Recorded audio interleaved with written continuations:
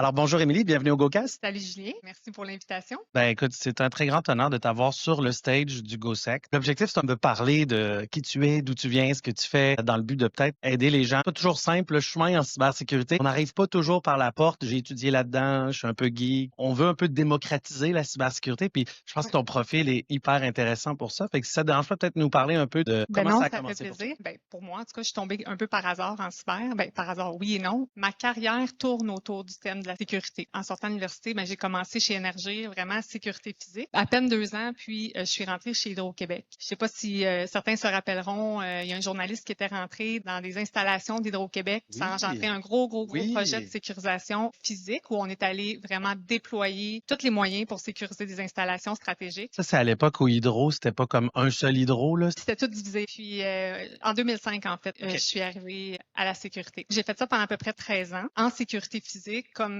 ailleurs, il y a certaines normes qu'on doit respecter. Nous, c'est l'ANERC qui gère le transit d'électricité. Donc, dans les normes de l'ANERC, il y a la catégorie des CIP, Critical Infrastructure Protection, il y a des normes de sécurité physique. Fait que j'ai commencé à flirter avec tout ce qui est toutes les normes de sécurité physique, mais le gros pan des normes CIP, c'est des normes de cybersécurité. Je te dirais 90% de ce qu'on retrouve dans ces normes-là. Donc, ça m'a donné ma porte pour aller travailler vraiment plus du côté conformité, compliance. Et en fait, c'est des normes de fiabilité, hein. Fait que ça tourne encore autour de la gestion du risque, la fiabilité du réseau électrique, tout ça. Mais c'est un point important, ça, parce que, tu sais, en cyber, on est tout le temps en mode coupe, bloc, débranche, arrête, faut pas que ça soit breaché, tout. Alors que dans le monde critical, c'est aussi, faut que ça marche, faut que ça marche, faut que ça marche. Tu sais, on débranche pas comme ça. Là. c'est ça, la cyber a pas de supériorité sur la mission électrique. Exact, là. ça doit marcher. Non, exactement. Donc, pour finir, j'ai fait à peu près 2 ans dans ce parcours-là, puis c'est ça qui m'a fait vraiment découvrir le monde de la cybersécurité. Donc là, ça fait 4 ans maintenant que je suis responsable de la gouvernance chez Hydro-Québec. Fait que c'est vraiment tout ce qui est la gestion des risques, les encadrements, l'architecture, la sensibilisation. Là, vraiment,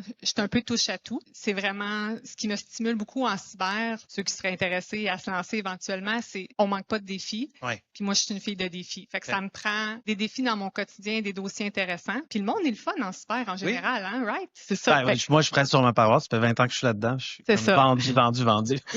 Donc, je suis pas comme beaucoup qui ont évolué en cybersécurité, qui sont passés plus d'un volet techie, un volet après ça, Mais c'est pas nécessaire tout le temps. Tu vas souvent promouvoir dans l'équipe le meilleur tech de la gang, puis ça donne à pas être le meilleur gestionnaire ou la meilleure gestionnaire pour la job. Fait que d'avoir des gens qui arrivent d'autres secteurs, c'est tellement rafraîchissant. Dans les enjeux qu'on a en cybersécurité, on a besoin de ces gens techniques-là, mais c'est beaucoup la communication des enjeux parce que t'as bien beau avoir les meilleurs outils, si t'es pas capable de vendre pourquoi tu fais ce que tu fais, c'est de trouver un peu le sweet spot entre répondre à un risque, juste assez, déployer ce qu'il faut, pas trop, c'est une question de vente à un certain point, tu sais. Pour avoir les budgets, toutes les grandes entreprises, tout le monde, on fight les mêmes combats. Ça prend vraiment un mix de rôles pour venir influencer la business puis les autres, les partenaires avec qui on travaille en général. Si c'est confidentiel, t'es pas obligé de répondre, mais une équipe de combien d'intervenants travaillent en cyber dans vos équipes? C'est quand même connu, là. On l'a dit à plusieurs reprises. C'est toujours entre 250,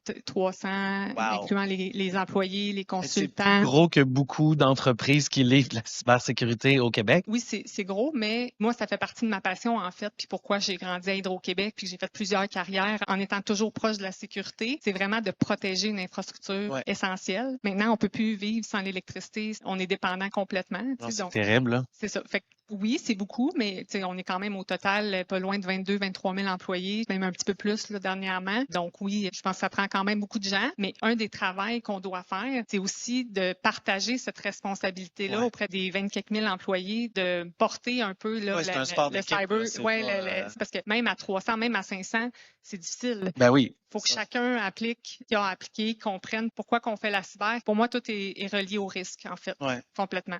Mais si tu amènes toute la complexité des systèmes, surtout ce que vous faites, évidemment, avec le grid, avec les compteurs intelligents, puis le délestage, tu penses à le transfert d'énergie, c'est quelque chose. Là. Après, la complexité nécessite que briser les silos, travailler en équipe. Comprendre les domaines d'affaires, parce qu'on ne déploie pas de la même façon dans un domaine, exemple TI, entreprise, où est-ce que c'est vraiment les technologies qui drive, mettons, versus quand c'est les TO, c'est le réseau, c'est l'électricité. Tu as parlé d'une grosse équipe, mais le talent, vous trouvez ça comment? Tu sais, je veux dire, le workforce en cyber. Ouais. Comme je dis, moi, ça fait longtemps que je suis là-dedans. Mais au début, on était 3. Je fais des blagues, là, mais tu sais, je veux dire, c'était comme des tout petits regroupements. Tu sais, aujourd'hui, GoSec, là, c'est 1500 personnes, mais premier GoSec, c'était 47 personnes. La main-d'œuvre, vous allez la former, aller la chercher. Dans les dernières années, on n'était pas tant en croissance, OK? On était plus en maintien. Et même, je reviens à ce que je te disais, ce qui est important, c'est de partager la responsabilité de protéger les actifs où ça va dans l'entreprise. J'ai pas besoin spécifiquement d'un architecte en cyber, d'un conseiller qui fait de l'intégration dans les projets si les gens qui déploient les mesures sont quand même bien formés. Il faut qu'ils soient encadrés. Donc, on embauche un petit peu, mais versus, mettons, il y a 5 ans, ça a été une croissance exponentielle du nombre de ressources que les entreprises embauchaient. Ouais. Je te dirais que, puis je pense que c'est à peu près pas mal partout comme ça l'a un peu plus stagné dernièrement. Fait que comment on fait? C'est sûr que nous, en étant un service essentiel, souvent, tu es dédié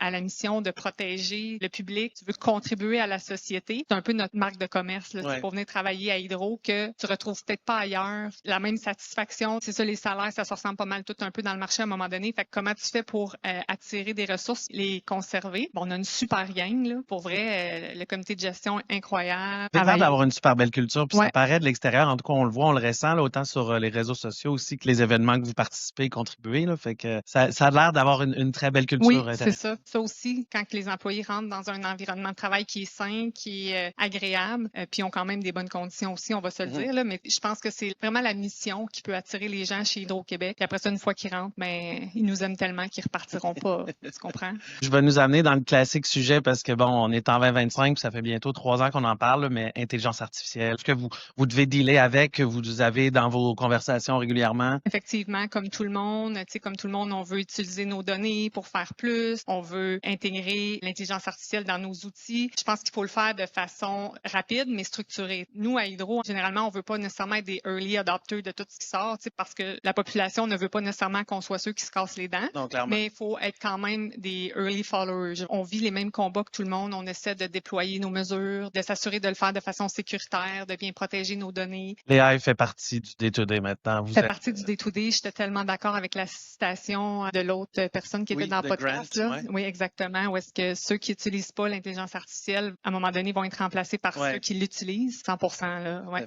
Ça fait partie de mon quotidien, personnellement. Je sais pas toi. Là, mais... Tu as parlé d'électricité tantôt. Là. Si tu n'en as plus, tu es comme, ah, qu'est-ce qu'on fait? Mais quand ChatGPT marche plus là, pendant comme 2-3 heures, comme, qu'est-ce que... Faut que j'écrive un courriel au complet. Au complet, oui, c'est ça, exactement. C'est quoi donc l'acronyme, hein? Ouais. C'est ça, oui.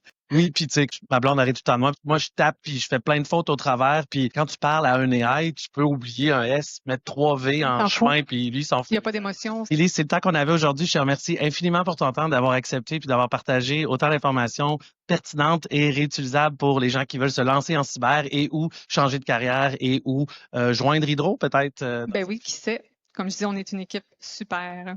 Merci encore. Bonne journée. Merci. Bye bye.